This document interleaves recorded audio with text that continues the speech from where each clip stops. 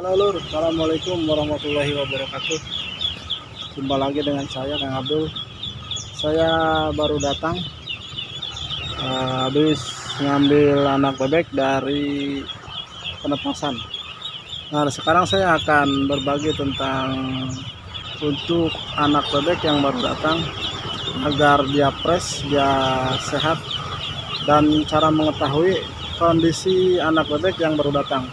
Dan untuk menstabilkan suhu tubuhnya, nanti akan saya praktekkan langsung bagaimana cara menangani anak bebek yang baru datang atau turun dari pengiriman. Sebenarnya ini sudah saya lakukan, saya rilis video yang mungkin 2 bulan kemarin, namun saya akan ulangi, mungkin ada yang belum memahami dan prakteknya juga belum saya praktekkan.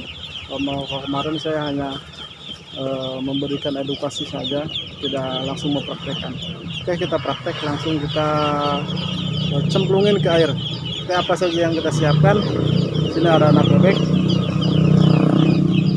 Kita persiapan harus punya air dan kandang harus ditebar jerami atau sekam. Jangan dulu diberi apa-apa, hanya cukup air, nanti kita cemplungin. Oke, kita praktekkan.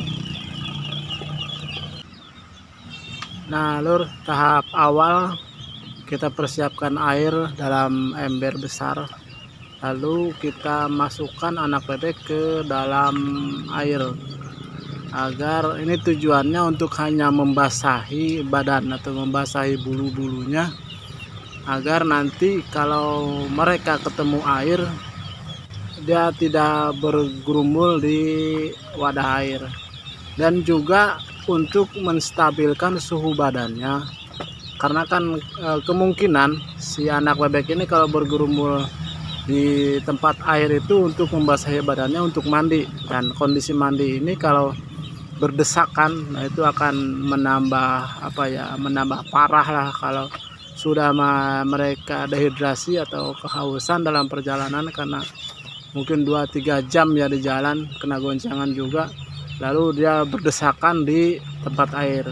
Nantinya yang lemah itu akan tertindih, dan ya tertindih ya bertumpuk lah di sekitaran air itu. Nah, kalau dikondisikan seperti ini, dia dibasahi dulu, lalu dia kalaupun dia minum atau dia menghisap air yang menempel di badannya. Nah, hanya seperti ini saja. Ya biasanya kalau ada peternak yang menggunakan obat, ya semacam tetrakol, airnya dicampur dengan tetrakol, karena kalau diminum atau dihisap itu sudah ya seakan-akan minum obat atau untuk pencegahan seperti itu. Boleh, silahkan dilakukan. Cuman saya di sini praktek hanya menggunakan air bersih saja, air dari sumur, lalu masukkan badan anak bebek ini dibasahi. Ini fokusnya saya hanya membasahi agar si anak bebek ini fresh atau dimandikan dulu lah, seakan-akan seperti kita kalau pulang dari mana-mana itu membersihkan badan atau merefresh suhu badan kita, suhu tubuh kita dengan mandi. Mungkin saya prakteknya seperti itu saja, teorinya lebih mudah mungkin dipahami seperti itu. Dan ada kala juga peternak tuh berasumsi bahwa untuk memasukkan anak bebek ke dalam air itu katanya agar kotoran yang terkandung di dalam nutrisi yang tersisa dari telur itu biar keluar, katanya gitu. Ada teori seperti itu, silahkan berasumsi seperti itu.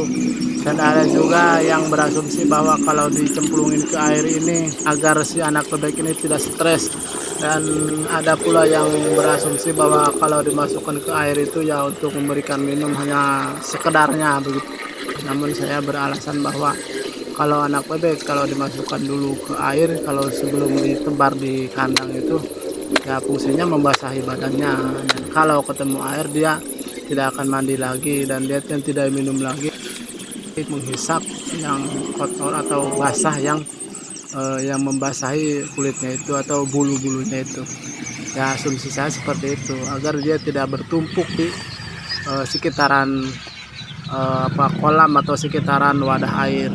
Nah ini loh, kondisi ini sangat normal, jadi anak bebek ini cukup sehat, jadi tidak ada yang terkendala. Lihat, kita bisa menyaksikan sendiri bahwa mereka itu bergerak semua. dan tidak bertumpuk. Nah, ini tanda-tandanya bahwa anak bebek ini sehat.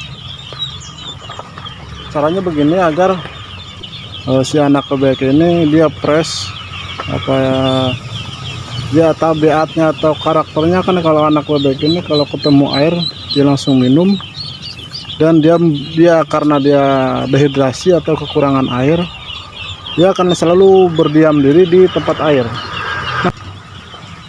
Dan juga setelah seperti ini jangan dulu diberi air lagi, atau jangan diberi makan dulu.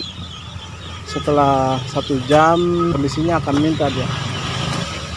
Nah, ini kondisi dalam 30 menit masih basah, dan ini setelah 1 jam. Lalu kita berikan makan hanya sekedarnya, hanya secukupnya saja. Cuman makanan ini atau pur yang kita berikan ini harus ditebar, tidak ditempatkan dalam satu titik ya, istilahnya jangan terfokus kepada wadah, lebih baik digunakan hamparan atau kardus, semacam karung semacam itu.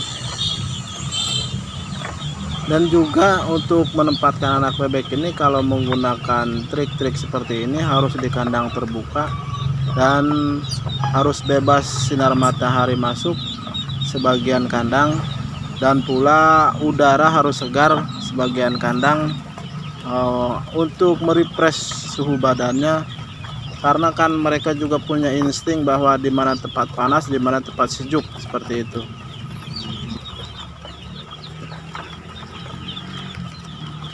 Dan untuk melakukan seperti ini kita harus paham juga, dan kalau kondisi anak bebek sehat ya kita juga mungkin paham ya, kalau dibuka wadah atau kemasan itu bebek itu semua bergerak.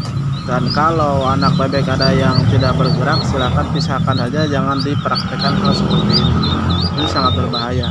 Dan kalau terlalu banyak, mungkin dari sebagian, kalau menurut saya lebih baik dikomplain saja kepada pengirimnya atau kepada peretasan.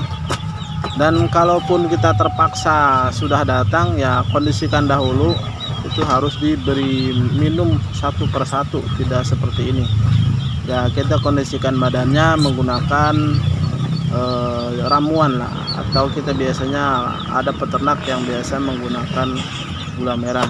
Cuman kalau menggunakan gula merah ini jangan terlalu berlebihan. Kalau pertama datang langsung diberi gula merah itu sangat salah, kan mereka akan bukan minum, malah dia akan mandi dengan gula merah tersebut. Kalau untuk penggunaan susu atau penggunaan gula merah itu setelah 1 jam atau setelah makan, mereka makan yang sekedarnya itu atau minum sekedarnya, baru ditambahkan gula atau ditambahkan susu atau vitamin-vitamin yang lainnya, karena kondisi mereka sudah stabil dan sudah tenang. Nah, mungkin hanya ini saja apa yang saya tampilkan, apa yang saya share, mudah-mudahan dapat membantu.